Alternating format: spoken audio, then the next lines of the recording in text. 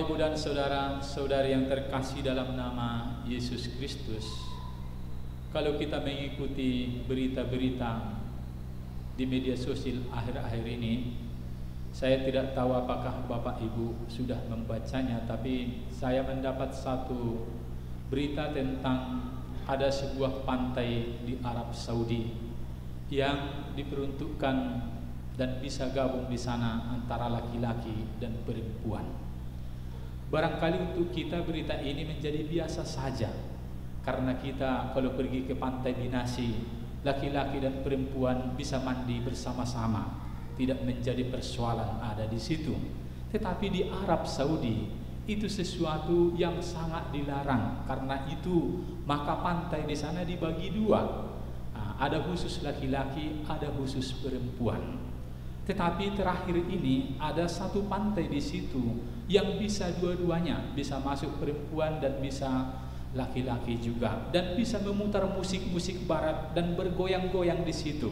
Seperti kita di pantai nanti anak Medan, semua di situ bergoyang-goyang. Sama kita tidak menjadi persoalan, tetapi di sana itu menjadi persoalan. Dan di Arab Saudi perempuan sebetulnya juga tidak memiliki kebebasan seperti di tempat lain. Baru saja sekitar tahun 2018 katanya perempuan bisa menyetir di sana. Sebelumnya itu tidak pernah dilakukan. Apa yang menarik dari cerita ini ketika kita ceritakan bahwa di Arab Saudi mulai mereka terbuka, latar belakangnya sebetulnya ialah bahwa selama ini Arab Saudi ini terkungkung dengan begitu banyak peraturan-peraturan yang diterapkan untuk mengatur kehidupan mereka. Dalam tanda petik bisa juga kita katakan untuk mengikat warganya agar nanti mereka melaksanakan peraturan-peraturan yang banyak dalam kehidupan mereka itu. Saya yakin Bapak Ibu saudara-saudara kasih kita pun sebetulnya tidak mau rumit dengan begitu banyak peraturan-peraturan. Kalau kita nanti masuk ke satu tempat atau di rumah kita, atau mungkin dulu pernah kita di asrama, kita selalu katakan nagodang ma aturanmu, katanya banyak kali aturanmu. Kalau orang selalu mengatur kita jangan begini, godak kian aturanmu, banyak kali aturan. Kita tidak mau sebetulnya seperti itu. Tetapi Bapak Ibu saudara-saudara terkasih, orang-orang Israel dulu juga sebetulnya sama seperti orang Arab Saudi ini, memiliki begitu banyak peraturan dalam kehidupan mereka. Konon diceritakan dan dikatakan bahwa ada 613 perintah yang harus dilakukan oleh orang Israel yang dituliskan dalam hukum Taurat. 613, siapa yang menghafal itu semua? Dan 613 ini dibagi dalam dua bagian, perintah yang negatif dan perintah yang positif. Apa artinya perintah yang negatif? Perintah yang negatif adalah perintah yang berawalan dengan kata jangan. Jangan membunuh, seperti itu yang disebut dengan perintah negatif itu. Jangan mencuri. Dan kemudian ada bagian lain yang disebut dengan perintah positif. Cintailah sesamamu manusia. Tidak ada di situ kata jangan, tetapi tujuannya juga sama, yakni perintah untuk kemudian tidak dilakukan, itulah intinya. Dan pembagian 613 ini juga menjadi sangat menarik. 613 perintah Allah ini dibagi dalam dua bagian. Perintah yang negatif tadi itu ada 365. Kalau saya katakan kepada Bapak Ibu 365, apa yang ada dalam pikiran kita? Angka apa 365 ini? 365 itu adalah angka hari dalam satu tahun. Setidaknya itu yang kita dengar. Kecuali ada di sini yang satu tahun sama dia 366 hari. Ada di sini, tidak mungkin ada. Atau 370 hari. Beda dia dengan yang lain. Pastor saya tidak mau 365 hari. Di tempat kami kalender 370 hari. Wah, itu sudah beda itu. Di tempatnya ibu itu. Tapi yang umum kita rayakan 365 hari, itulah yang disebut dengan satu tahun. Dengan ini mau dikatakan kepada kita bahwa perintah ini Bapak Ibu saudara-saudara terkasih, perintah jangan ini tadi yang kita sebut dengan perintah negatif itu, yang terdiri dari 365 hari itu, dia harus kita lakukan sepanjang tahun. Artinya setiap hari harus juga diingat semua itu. Tidak ada hari yang lepas dari perintah Allah ini. Itulah makanya pembagian ini sampai dia angka seperti itu. Sisanya dari 365 hari ini ada 248. Dari tadi angka perintah Allah itu 613. 365 itu adalah perintah yang dalam bentuk negatif, jangan. Selebihnya ada 248 yang disebut dengan perintah positif. Apa ini yang disebut dengan perintah positif ini? Perintah positif ini ialah perintah yang diberikan oleh Allah kepada kita. Seperti tadi saya katakan, cintailah sesamamu manusia seperti itu dan lain-lain, dengan tidak menekankan kata jangan tadi itu.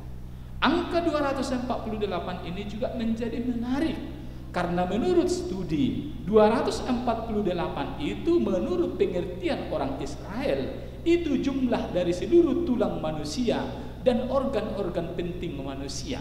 Itulah 248. Tidak tahu apakah mereka hitung tulang rusuk yang hilang itu, yang diambil satu dari laki-laki kemudian diberikan kepada perempuan. Tidak tahu apakah itu masuk, tetapi dalam konsep itu dikatakan 248 itulah jumlah tulang manusia dan nanti juga bagian-bagian penting dari organ tubuh kita. Nanti Bapak Ibu siapa yang biasa memotong di sana tolong dihitung juga tulangnya itu. Kalau kita memotong daging babi entah persis juga 248. Mungkin sama babi atau manusia, tapi saya pikir itu berbeda. Angka ini mau dikatakan kepada kita bahwa sebetulnya keseluruhan total manusia itu juga harus melakukan perintah Allah dengan 248 seluruh tulang kita, organ tubuh kita itu. Itulah jumlah perintah positif yang diberikan oleh Allah kepada kita. Betapa banyaknya Bapak Ibu perintah-perintah ini. Sedemikian banyak sehingga orang ahli Taurat pada hari ini pantas juga dia bingung. Karena begitu banyak peraturan maka dia datang kepada Yesus bertanya. Karena begitu banyak peraturan maka dia datang. Apa sebetulnya perintah yang utama? Mengapa banyak sekali peraturan ini? Bingung dia. Dengan itu maka kemudian dia mau mencari apa sebetulnya yang harus dilakukan oleh manusia yang paling utama. Dan Yesus menjawab pada hari ini kepada ahli Taurat ini dengan jawaban penyimpulan dari semua hukum itu.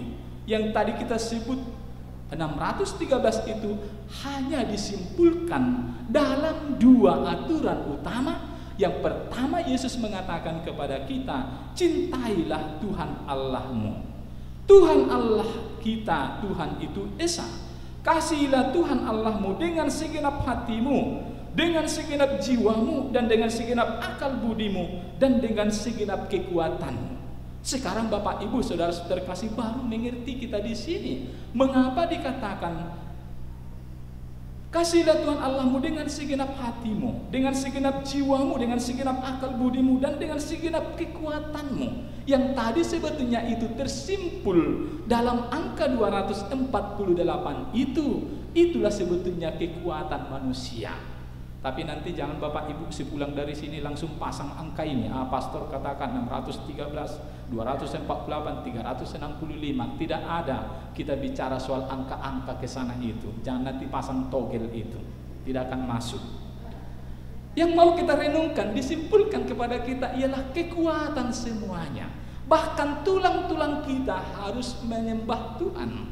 Organ-organ keseluruhan diri kita itu harus dipersembahkan kepada cinta kepada Allah. Itulah sebabnya maka dikatakan kepada kita, cintailah Tuhan Allahmu dengan segenap jiwamu, dengan segenap akal budimu, dan dengan segenap kekuatanmu. Sudena adong dihita, ikut dipakai untuk memuliakan Tuhan, memuji debata. Itulah sebetulnya kesimpulannya. Jadi seluruhnya harus bermuara ke situ. Tetapi tidak berhenti pada satu peraturan ini. Yesus kemudian melanjutkan kepada ahli Taurat itu. Perintah yang kedua ialah dikatakan, kasihilah sesamamu manusia seperti dirimu sendiri. Tidak ada perintah lain yang lebih utama daripada kedua perintah ini. Kasihilah sesamamu seperti dirimu sendiri. Ini menjadi penting kata terakhir ini, kasihlah sesama manusia, satu kata, kemudian kata lain, seperti dirimu sendiri. Apa artinya seperti dirimu sendiri? Apakah ada dari antara kita Bapak Ibu, saudara-saudara terkasih yang tidak mencintai dirinya sendiri di sini? Sejelek-jeleknya pun kita, sering kita dicaci orang karena kejelekan kita atau karena kegemukan kita berbeda dengan orang lain. Kita tetap mencintai diri kita sendiri. Nanti buktikan Bapak Ibu saudara terkasih, sepulang dari gereja ini sudah menerima komunian, ada orang yang mencaci kita di tengah jalan, pasti Bapak Ibu marah. Itu sebetulnya simbol bahwa kita sebetulnya juga mencintai diri kita sendiri. Tidak ada dari antara kita nanti yang pergi kemudian pulang kita ke rumah kita mau kita melukai diri, kecuali orang yang sudah terpengaruh narkoba. Katanya kalau orang sudah terpengaruh narkoba sampai menyayat-nyayat tubuhnya untuk kemudian mengambil darahnya, itu melukai dirinya sendiri. Tapi orang itu tidak normal karena dia terpengaruh obat-obat negatif. Manusia yang normal itu tadi yang kita sebut mencintai Allah, maka dia juga harus mencintai sesama manusia seperti dirinya sendiri.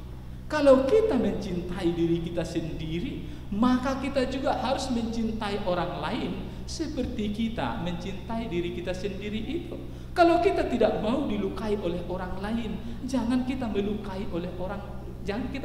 orang lain. Kalau kita tidak mau digosipkan oleh orang lain, jangan kita menggosipkan orang lain. Kalau kita tidak mau diejek oleh orang lain, jangan kita mau mengejek orang lain. Kalau kita tidak mau disepelekan oleh orang lain, Bapak Ibu sudah terkasih, maka jangan juga kita mau menyepelekan orang lain. Simpel sebetulnya apa yang harus kita lakukan dalam kehidupan ini. Dua perintah yang diberikan oleh Yesus pada hari ini kepada kita sesungguhnya juga itulah aplikasinya dalam hidup kekatolikan kita. Ketika kita membuat diri kita, menandai diri kita dengan tanda salib atas nama Bapa, Putra dan Roh Kudus, amin, maka itu merupakan aplikasi dari kedua perintah ini. Mengapa saya katakan itu menjadi bentuk aplikasinya? Karena ini adalah tanda salib, tanda kemenangan Tuhan. Ada dua palang yang ada dalam tanda salib itu. Palang yang pertama ialah yang vertikal, yang seperti kita saksikan di atas itu, kayu yang ke atas itu yang disebut dengan palang vertikal itu. Itulah relasi antara kita manusia dengan Tuhan Allah. Allah yang selama ini tersembunyi, dia mewahyukan dirinya kepada manusia, menunjukkan dirinya kepada manusia, memperkenalkan dirinya kepada manusia lewat kehadiran Tuhan Yesus Kristus. Sabda telah menjadi daging dan tinggal di antara kita. Saat itulah Yesus menunjukkan dirinya kepada kita. Yang selama ini kita tidak bisa lihat, kita melihatnya dalam bentuk Yesus karena dia mewahyukan dirinya kepada kita. Jawaban yang harus kita lakukan ialah kita harus beriman kepada Tuhan. Dan iman kita kepada Tuhan itu harus terwujud dalam bentuk penyembahan kita dan memuji Tuhan itu yang telah memberi kehidupan kepada kita. Kita harus menyembahnya. Dalam konteks seperti itu, ketika kita mengatakan kita menyembah Tuhan, maka Tuhan yang kita sembah itu adalah Tuhan yang kita cintai. Tidak mungkin kita menyembah sesuatu yang tidak kita cintai, yang tidak kita sayangi. Karena itu kasihlah Tuhan Allahmu dengan segenap hatimu, sesungguhnya adalah perwujudan dari bentuk terima kasih kita kepada Tuhan, yakni kita memuji Dia atas seluruh anugerah yang sudah diberikan kepada kita. Tetapi ingat Bapak Ibu saudara-saudara terkasih, relasi kita dengan Tuhan, kasih kita kepada Tuhan itu tidak hanya berhenti sampai di situ. Omong kosong Bapak Ibu saudara terkasih. Kalau ada orang mengatakan dia membela Tuhan dengan cara menyingkirkan orang lain, dengan memasang bom untuk membunuh orang lain, mencelakakan orang lain. Ketika ada orang mengatakan dia membela Tuhan tetapi perbuatannya tidak baik, maka itu adalah iman yang kosong. Karena itulah maka iman kekatolikan kita menjawab semuanya dengan simbol palang yang tadi horizontal yang ke sana itu adalah simbol dari relasi kita sesama manusia. maka cinta kita kepada Tuhan harus terwujud dengan cinta kepada sesama manusia. Karena itulah maka juga dalam Alkitab diperintahkan kepada kita orang Katolik secara khusus tidak hanya meyakini keselamatan itu datang melalui iman saja. Yakobus berkata kepada kita, iman tanpa perbuatan pada hakikatnya adalah mati. Iman tanpa perbuatan pada hakikatnya adalah mati. Maka tidak cukup Bapak Ibu Saudara terkasih orang-orang Katolik mengaku bahwa dia sudah dibaptis. Orang-orang Katolik mengaku bahwa dia sudah menerima tubuh Kristus, tetapi dalam tindakannya setiap hari sangat jauh akan gambaran Kristus yang hidup dalam dirinya. Kita dalam perayaan Ekaristi ini yakin bahwa Yesuslah yang mempersembahkan dirinya di sini. Imam yang mempersembahkan itu adalah alter Kristus, tapi yang kita persembahkan sungguh-sungguh adalah Yesus. Yesuslah yang akan kita sambut pada hari ini. Dengan itu maka kita juga harus sadar bahwa ketika kita menyantap tubuh Kristus, maka dia tinggal dalam diri kita. Ketika Yesus tinggal dalam diri kita, maka kita menjadi gambaran Allah sendiri. Setiap orang dari antara kita disebut sebagai imago Dei. Imago Dei artinya adalah gambaran dari Allah sendiri. Bisa Bapak Ibu bayangkan gambaran Allah yang nanti begitu sampai kita ke rumah langsung memukuli anak-anak atau kemudian mencaci tetangga kita? Karena gambaran Allah. Allah tidak pernah melakukan kejahatan. Jika kita merasa bahwa kita adalah imago Dei, maka Allah itulah, pancarannya itulah yang harus tampak dalam kehidupan kita setiap hari. Hari ini Bapak Ibu Saudara terkasih, ahli Taurat ini mendapatkan keselamatannya. Guru, tepat sekali apa yang kau katakan bahwa Allah itu esa dan tidak ada yang lain kecuali Dia.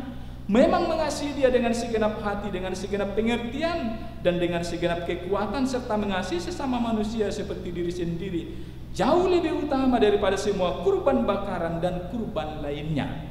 Jauh lebih utama dari semua ritus-ritus lain. Maka tidak ada persembahan kita. Dalam konteks lain nanti kalau kita membaca Alkitab, ada satu ayat yang mengatakan kepada kita, jika engkau mempersembahkan persembahanmu dan kemudian mengingat ada musuh-musuhmu, orang yang belum kau ampuni, maka tinggalkan persembahanmu, pergilah untuk memohon ampun kepadanya. Baru kemudian persembahan kita itu menjadi persembahan yang membubul kepada Tuhan. Karena itu Bapak Ibu Saudara terkasih, ingat nanti ketika kita memberikan kolekte kita, ingat-ingat kian siapa musuh kita. Banyak-banyak mungkin musuh-musuh kita. Doakan mereka. Mungkin sulit untuk mengampuni, tetapi terima pelan-pelan, doakan saja. Pelan-pelan nanti kita akan bisa mengampuni dia. Tidak ada faedahnya bagi kita, gunanya bagi kita Bapak Ibu Saudara terkasih, jika kita dendam terus-menerus kepada orang-orang lain. Dendam kepada orang lain yang berkepanjangan akan menyiksa diri kita sendiri, akan membuat nanti tubuh kita juga akan terpengaruh. Itu yang disebut dengan toksin, akan mempengaruhi kita sehingga nanti darah-darah kita juga tidak lancar. Banyak orang yang akhirnya sakit karena dia memiliki kebencian, dendam kepada orang yang berkepanjangan yang tidak bisa diatasi. Karena itu hari ini saatnya bagi kita seperti perintah Yesus ini, mencintai Tuhan hanya dapat diwujudkan dengan mencintai sesama kita. Ingat semua orang-orang yang pernah kita sakiti, orang yang belum bisa kita ampuni, entah menantu-menantunya, karena banyak di sini yang sudah opung-opung, saya lihat tua-tua. Biasanya dosa yang paling banyak di orang tua katanya adalah pertengkaran dengan menantu dan tidak bisa bersama. Ingat mereka, ampuni semua dosanya. Mohon doa supaya kemudian Tuhan mengampuni. Saya katakan memang tidak gampang untuk melupakan atau mengasihi orang yang sangat membenci kita. Tetapi tindakan yang paling sederhana yang bisa kita buat ialah berdoa kepadanya agar dia juga disadarkan oleh Tuhan dan agar kita juga mampu untuk melupakan dan memaafkan orang itu. Hari ini sabda ini menjadi sangat berbicara kepada kita ketika Yesus mengatakan kepada kita cinta kepada Allah itu hanya dapat terwujud dengan cinta kepada sesama. Yang pada akhirnya kemudian Yesus berkata kepada ahli Taurat itu, engkau tidak jauh dari kerajaan Allah. Sesudah itu tidak seorang pun berani lagi menanyakan sesuatu kepada Yesus. Kesadaran sepenuhnya ini menuntun kita pada kerajaan Allah. Orang yang sampai pada pemahaman bahwa mencintai Allah dengan segenap hati kita dan mencintai sesama manusia seperti diri kita sendiri akan menghantar kita pada kerajaan Allah. Amin.